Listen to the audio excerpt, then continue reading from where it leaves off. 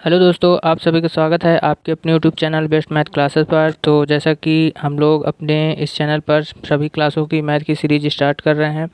तो आइए आज हम अपना क्लास 10th की मैथ की फर्स्ट यूनिट स्टार्ट कर रहे हैं, प्रश्नावली 1.1। तो यदि मेरी वीडियो आप लोग को हेल्पफुल लगती है तो चैनल को सब्सक्राइब कर लीजिए और वीडियो को लाइक कीजिए, अपने दोस्तों को तक शेयर कीजिए। इसमें आप लोगों को क्लास 10th की complete basic to advance math कराई जाएगी। तो आप लोग चैनल को सब्सक्राइब कर लीजिए और नोटिफिकेशन ऑन कर लीजिए ताकि मेरे द्वारा डाली गई वीडियो आपको जल्द ही पहुंच सके। तो आइए अब हम लोग अपने क्वेश्चन की ओर चलते हैं। हमारा पहला क्वेश्चन है, निम्न संख्याओं को अभाज्य गुणनखंडों के गुणनफल के रूप में व्यक्त कीजिए। अभाज्य गुणनफल हमारा क्या होता है, जब हम एलसीएम मेथड से करते हैं तो जो भी हमारी संख्याएं आती हैं उनको अभाज्य गुणनखंड विधि कहते हैं। देखिए 140 का जब हम एलसीएम करेंगे तो हमको 2 × 2 × 5 × 7 हमको ये संख्याएं प्राप्त होंगी। अब हम इनको सीरीज में लिखेंगे। जैसे देखिए दो हमारे पास 2 बार है तो 2 की पावर 2 कर देंगे। तो देखिए 2 की पावर 2 कर दिए। 5 हमारा एक बार है तो एक ही रहेगा क्योंकि सभी के ऊपर एक घात रहती है, उसको लिखने की कोई ज़रूरत नहीं होती। अब हमारा 7 एक बार है तो 7 एक बार कर देंगे। अब इसी प्रकार हमारा दूसरा क्वेश्चन है 156। तो इसका जब हम एलसीएम करेंगे, गुणनखंड एलसीएम करेंगे तो क्या होगा हमारा 2 × 2 × 3 × 13। तो देखिए 2 हमारा 2 बार है तो 2 की पावर 2 कर देंगे। 3 हमारा एक बार है तो 3 रहेगा और 13 भी हमारा एक बार है तो 13 रहेगा। अब आइए इसी प्रकार हम अगला क्वेश्चन देखते हैं। अगला क्वेश्चन है 3825। जब हम इसका एलसीएम करेंगे तो कितना आएगा 3 × 3 × 5 × 5 × 17। तो देखिए 3 हमारे पास 2 बार है तो 3 की पावर 2 कर देंगे। 5 हमारे पास 2 बार है तो 5 की पावर 2 कर देंगे और 17 हमारा एक बार है तो गुणे में 17 कर देंगे।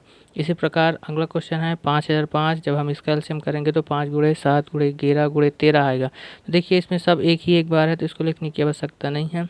5 भी एक बार है, 7 भी एक बार है, 11 भी एक बार है और 13 भी एक बार है।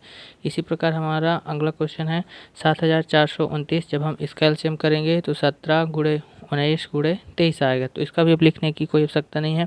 आप लोग इसका अच्छे से नोट कर लीजिएगा क्योंकि ये बहुत बड़ी संख्या से कैंसिल आउट होता है। पहले 17 से हुआ, फिर 19 से हुआ, फिर 23 से। तो संख्या आप लोग याद रखेंगे तो एग्जाम हॉल में आपको टाइम नहीं लगेगा। अब आइए अगले क्वेश्चन देखते हैं। अब आइए अपने अगला क्वेश्चन देखते हैं। जैसे देखिए दूसरा क्वेश्चन हमारा, पूर्णांकों के निम्न युग्मों के एचसीएफ और एलसीएम ज्ञात कीजिए तथा इसकी जांच कीजिए कि दो संख्याओं का गुणनफल बराबर एचसीएफ गुणे एलसीएम है।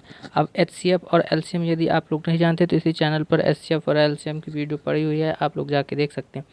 तो आइए पहला सवाल है हमारा, देखते हैं कि 26 और 91, इसका हमको जांच भी करना है और एचसीएफ और एलसीएम भी निकालना है। तो देखिए इसका पहला 26 और 91 का हम लोग क्या करेंगे, पहले हम एलसीएम करेंगे। तो 26 का जब हम एलसीएम करेंगे तो हमारा क्या आता है 2 × 13, 13 दूनी 26 होता है। और 91 का करेंगे तो 7 × 13। तो एचसीएफ हमारा वो होता है जो दोनों संख्याओं में, जो दोनों एलसीएम करने पर जो दोनों संख्याओं में कॉमन हो। देखिए ऊपर वाले में भी 13 है और इसमें भी 13 है तो हमारा एलसीएम क्या हो जाएगा, एचसीएफ 13 हो जाएगा। और एलसीएम में वो होता है कि जिसका हमारा पेयर बने या ना बने हमको उनको लिखना पड़ता है। जैसे देखिए एलसीएम हम कर रहे हैं जिसमें 2 है पर इस वाले में 2 नहीं है तो 2 भी उतारेंगे, और 7 है तो 7 भी आ जाएगा, और दोनों में 13 है तो एक बार 13 भी आ जाएगा। अब हम इसका मल्टीप्लाई दो तीनों का गुणा कर देंगे तो हमारा 182 आ जाएगा। अब इसके बाद हमको इसकी जांच भी करना है। तो देखिए दो संख्याओं का गुणनफल, जैसा कि हमको यहाँ पे दिया था, दो संख्याओं का गुणनफल बराबर एचसीएफ गुणे एलसीएम। तो दो संख्याओं का गुणनफल बराबर, देखिए संख्या हमको क्या दी गई थी 26 और 91। तो 26 × 91 कर देंगे बराबर, तो 26 का गुणा जब हम 91 में करेंगे तो हमारा कितना आएगा 2366। अब हमको वही संख्या एचसीएफ और एलसीएम को आपस में गुणा करने पर भी आनी चाहिए, तभी हमारा योग सही होगा। तो एचसीएफ देखिए हमारा कितना आया था 13 और एलसीएम हमारा आया था 182। तो जब हम 13 और 182 का एलसीएम गुणा करेंगे तो कितना आ जाएगा हमारे पास 2366। तो देखिए जितना हमारा ऊपर मिला था वही संख्या हमको नीचे मिल गई।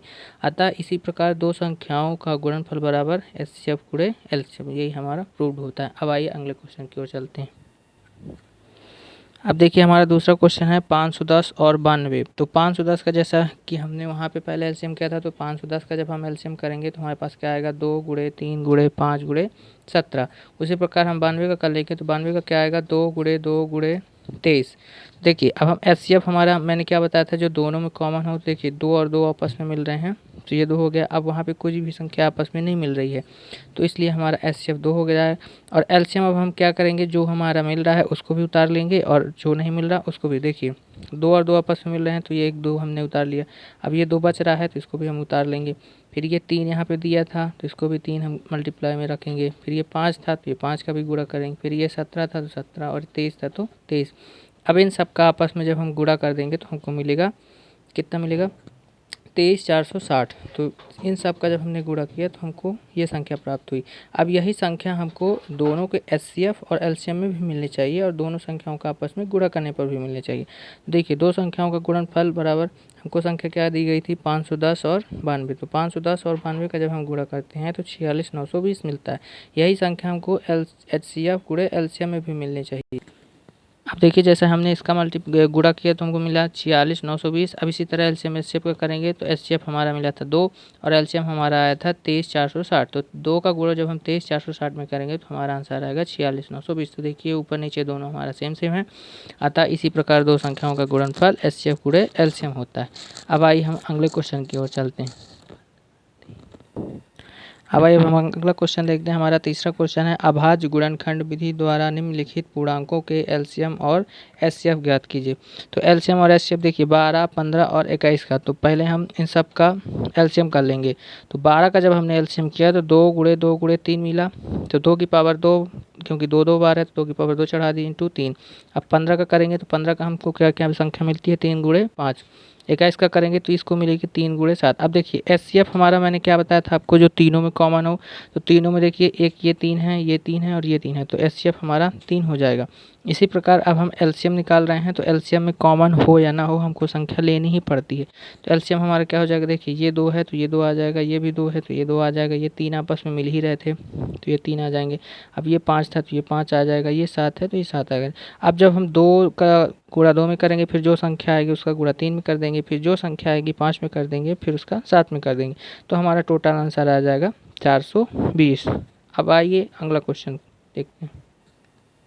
अब देखा जैसा कि अब दूसरा क्वेश्चन है हमारा 17, 23 और 96। तो देखिए 17 भी किसी से निकटता, 23 भी और 19 भी, तो 1 गुणे 17 हो जाएगा। अब 23 का है तो 1 गुणे 23 हो जाएगा और 29 का है तो 1 गुणे 29 हो जाएगा। तो हमारा एचसीएफ क्या हो जाएगा, 1। देखिए एक तीनों में एक कॉमन है तो 1 हो जाएगा।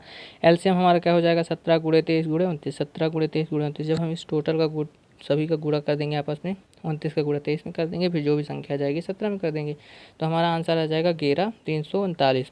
इसी प्रकार अब हम अगला क्वेश्चन देखेंगे। अगला क्वेश्चन हमारा 8, 9 और 25। ये क्वेश्चन आप लोग के लिए है, आप लोग इसको सॉल्व कीजिए। यदि सॉल्व नहीं हो पा रहा, कोई भी किसी प्रकार का डाउट है तो आप मेरे से पूछ सकते हैं। अगला क्वेश्चन हमारा चौथा क्वेश्चन है, एचसीएफ 306 और 657 बराबर 9 है। देखिए एचसीएफ दिया है, एलसीएम 306 और 657 का ज्ञात करना है।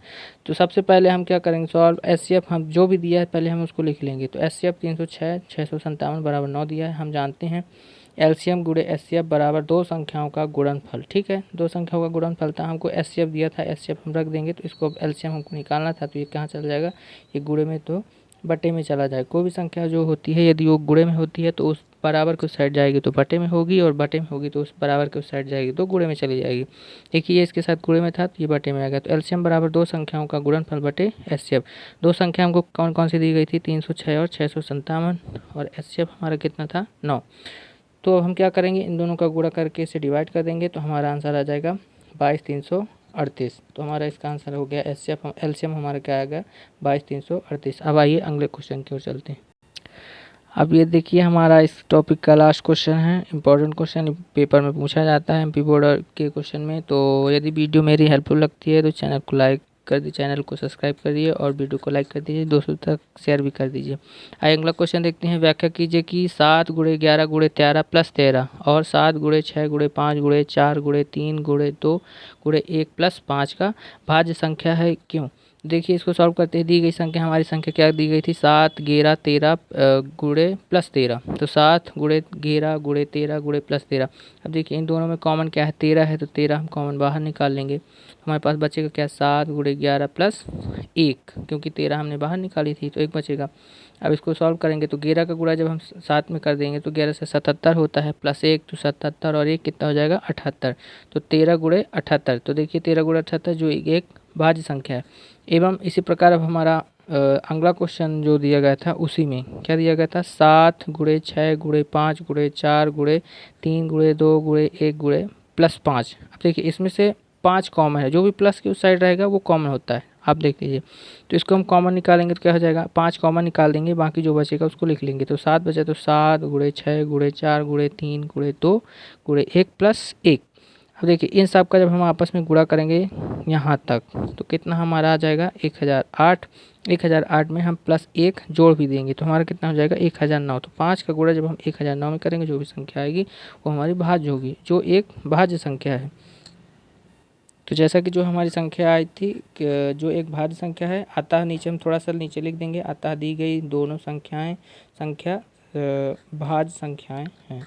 तो आज के हमारे जो भी इम्पोर्टेंट क्वेश्चन हैं हमने सभी कंप्लीट कर लिए हैं। मैं आशा करता हूँ कि मेरे द्वारा बनाई गई वीडियो आपको अच्छी लगती होगी, समझ में आता होगा। यदि आपको कहीं भी कोई भी किसी भी प्रकार का डाउट है तो आप कमेंट बॉक्स में पूछ सकते हैं। वीडियो देखने के लिए थैंक यू सो मच।